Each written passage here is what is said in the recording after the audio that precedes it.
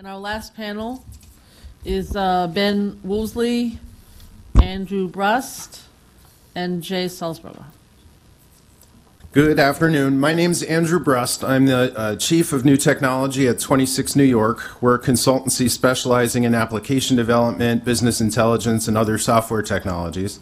I'm also a native New Yorker and a former technology professional with the City of New York. In the mid and late 80s, I was a programmer at the Parks Department, and later I was the Computer Systems Director at the Department of Cultural Affairs. I'm sure you can understand that given my career history and my current position, I have great interest in this legislation. The language in Intro 991 seems to implicitly speak to a number of important features, advantages, and technology premise for the city's data sharing platform. But a number of these points deserve to be called out explicitly, so I hope it's okay that I do so briefly here. And beyond those points, there are just a few extras that I wanted to touch upon. My first one was on raw data, so I think we've covered that in droves. And I don't need to repeat it, but what I would say is that if agencies want to build a more end-user application on top of the platform, that should be fine, but that shouldn't really be the priority. The priority should be the platform. If the data is provided in the right format, then transformation of it from machine readable to human readable should be almost trivial. Today, the Atom syndication format, which is a particular schema within XML, is a common format for arbitrary structured data, and it can be rendered in human readable form by most modern web browsers. The representational state transfer, or REST standard, is arguably the most popular service protocol for allowing such data to be queried, and so I would certainly recommend that Atom and REST be supported. But the reality is that there are other formats. I've listed some of them in my testimony. I don't think I need to read through all of them. But ultimately, there's going to be a number of formats currently and a number of formats that have yet to emerge, and it's going to be important to support all of them. And the way to do that, of course, is to put something in a good kind of standard unified format and then have a platform where that format can be easily transformed into other formats through XML technologies or others. It might also be worth considering that the system should allow writing data in addition to reading it. City residents should be able to submit a tennis permit request through this platform, pay a parking ticket, or even a water bill or a city income tax bill. City natives should be able to request a copy of their birth certificates, and numerous other submissions should be accepted in addition to mere queries for information. Back on the reading side, users and systems should be able to retrieve non-structured data, including archival photographs of specific city lots, maps, titles and deeds, audio from major speeches made by the mayor, and video of the council meetings and hearings as well. Ultimately, this could make up for the loss of WNYC TV. The fact that Channel 31 was a video authority of record and the loss of it has been significant. The data platform contemplated by this bill, if it supports rich media in addition to textual data, could bring about services that fill that gap from when WNYC was sold off, and it could go well beyond what linear TV, broadcast television can do. Beyond the formats, protocols, and contents that are produced, the system will require innovations in licensing as well. There was some mention of this previously. The availability of the data that this platform could produce will enable unprecedented analyses, products, and services useful for both commercial and social service pursuits. But to make possible a number of different query and data visualization services, applications will need to cache, aggregate, slice, and dice the system's data. To do so, they will need to stage the data in local or hosted databases, and the city should expressly permit this so as not to impede the innovation that would result. Beyond a permissive regime around the availability of the data, the city will also need to allow companies to make a market and to charge for the value-added services they build on top of the public platform. Certainly, companies shouldn't be charging for the mere redistribution of the data, but they should be permitted, indeed encouraged, to build user-friendly front ends, interesting mashups, innovative analyses, and inventive integrations of the platform's data. Google Maps should be able to show where the big potholes are. Zagat should be able to indicate which restaurants have a Sterling Health Department inspection record. WebMD should be able to create heat maps showing which neighborhoods are hardest hit by an epidemic. And the New York Times ought to be able to indicate which boroughs and neighborhoods are getting the most or least arts funding. Retail consultancies should be able to show which precincts are best and least served by certain types of shops. Tourists should be able to see where the cheapest hotel rooms are and where the most availability exists. Members of this committee should be able to see how well Verizon is living up to its commitment to deploy Fios service to all areas in all 5 boroughs. Children's Aid Society should be able to illustrate where concentrations of child homelessness and abuse exist. Food for Survival should be able to show which ethnic, geographic, economic, and age groups are most susceptible to hunger in the city. And none of these organizations should have to stop and wonder whether they are using or republishing the data in some unauthorized form. I'll just kind of skip to just a couple more points to keep it brief. The city and its agencies should be permitted to implement the back-end platform for this system as they see fit, whether they do so using Java, PHP, Ruby, C#, Visual Basic, or even COBOL. I would imagine that agency implementations would need to be signed off upon or certified by DoIT, but as long as they produce their output and solicit their input using the correct formats, standards, protocols, and interfaces, that should meet whatever litmus test may exist. And I'd like to close on an issue of civic pride. The City of New York is a unique municipal government within the state. Most cities are contained within counties. The City of New York, as you well know, comprises 5 counties. And the services that in other parts of the state are delivered by special districts, incorporated villages, towns, cities, and counties. And as such, our data standard system should serve as a model for each of these distinct types of government within the state. So let's not just do this the right way. Let's do this in an unprecedentedly exemplary, creative, and exciting way.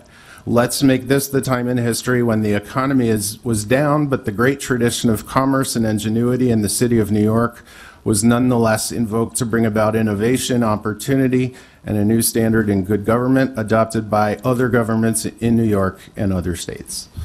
Thank you for your time. Thank you very much. You're going to be the last speaker, so why don't you come and sit up there? Go ahead, Jay. Let's see. I'm not sure what to say. So much has been covered, and so much has been said that I wanted to say. So you can summarize, sir. Yeah. Okay. I'm obviously I'm on your side, Gale, on Intro 991. Okay. And I did want to. I'll just a few sentences. In truth, open standards can only be defended by free software, and I won't include a discussion of the mechanism here. And finally.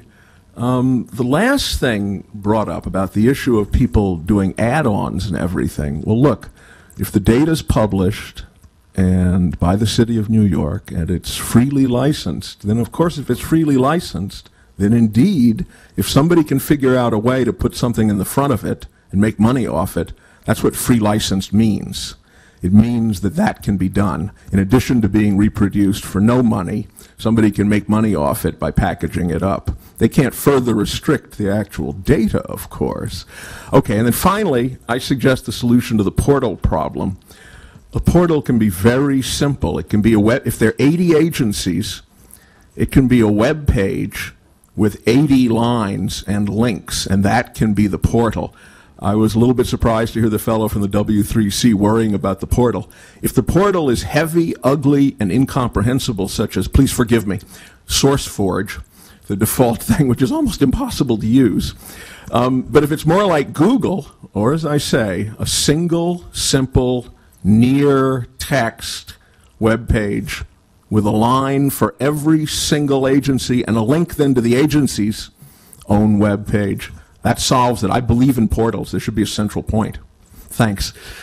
Thank you, Jay. Just introduce yourself, because I'm sorry. I'm Jay Sulzberger. I used to do a lot of propaganda with various free software groups. I don't do much nowadays. I've retired to a position working for Jay Sulzberger. I've retired to a position as consultant. I guess I'm a hire to some consulting company that does some statistics for HRA. All right. Thank you.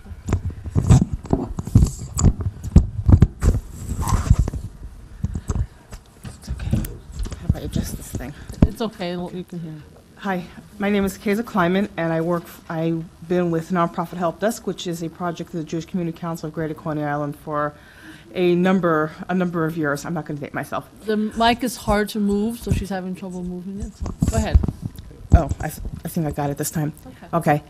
The first thing I'd like to mention is, the first administrative testimony highlighted all the problems that we will have in trying to do this. Having heard this kind of thing before, I have to say, we shouldn't really let that get in our way. Let's put it that way. It won't. Knowing you, I don't believe it will. I think that there are a lot of this stuff, a lot of the advantages have been mentioned. I think it needs to be highlighted that the issue of open standards is important not just for citizens, but also the data sharing between organizations, which is something that I know has been a huge issue that's been talked about more than once. I think it's a really, really important issue, and I think that, even if we're talking about cost, I think that eventually the cost saving of being able to share data efficiently should help really, really cut the cost of creating open standards, open data standards, that if citizens can share them, then certainly other agencies can manage to make use of that data as well. So it's killing two birds with one stone as far as I'm concerned. Okay. I think in talking about open, we've been talking about accessibility by people, organizations, whatever. I think we really need to keep in mind that whatever goes up there needs to be handicapped accessible. Something I don't think I heard anybody mention, but I think it's a huge, huge issue. If there is a constituency that really could use the web, it's people who have handicaps of various sorts, whether it's mobility, visual, etc. And I think it would be a crying shame not to put that in from the ground, where it's a lot easier to design it in than to add it on afterwards. So it's a really big issue. Another issue that was touched on, but I think really wasn't addressed, were privacy concerns. I'm concerned in two directions. One is that I've seen too many, I keep up on this stuff, and many municipalities have used privacy concerns as, in my opinion, an excuse to not share important data. And I think that needs to be, addressed up front. But at the same time, and that's, I think, a good reason why there need to be policies and procedures in place, private data should not be shared inappropriately, and that has to be, again, built into the whole thing from the ground up rather than tacked on later. Okay, I do think that there is a place for easy to understand formulations of data, but as others pointed out, there are different ways of looking. What's English to me is literally not English to someone else. So I think that both things need to be done. I think that's been covered. I don't need to get into more detail that. I would like to make the point about tech neutrality, which was raised by somebody else. Besides the fact of all the possible applications that can be built on a tech neutral platform, in terms of accessibility, the more technology neutral a platform, the data will be, the easier it will be for people in organizations with low resources to make use of that data. I don't need to necessarily have the latest and greatest, machines that can handle, the latest version of Silverlight and whatnot. If I can get it at a very basic level, then even I can put an intern, say, on a new project on an old machine and, do something useful with it.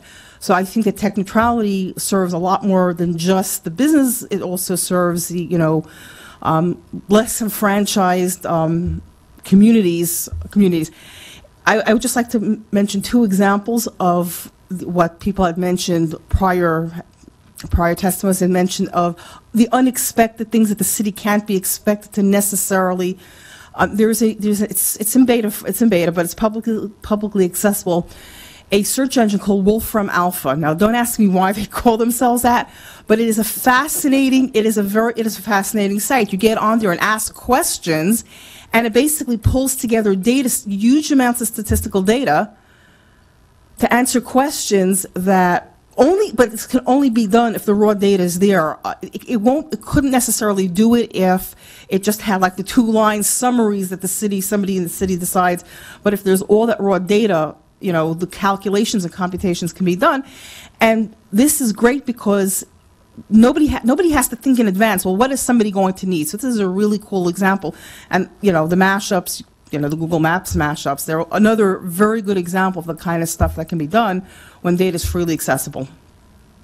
Thank you very much, and thank you, Andrew, for all your background that you brought to the hearing today. And so thank you very much. I do want to say in conclusion that I think everyone agrees that the time is right for open government data it should be done in the right way and making all public data available. And I thought what was interesting about today was it was pointed out can be person-friendly in one format and have the raw data at the same time, because you have different users with different needs. And the fact of the matter is they're compatible. They're not mutually exclusive. And I hope that the discussion today leads the administration to understand that we're really serious about this. There's a lot of interest, and I think that we can come to an agreement about what should be online. Thank you very much. This hearing is concluded. Thank you. Jay, shush. I don't know if that. Okay, it's not done. I'm sorry. Thanks, Gale.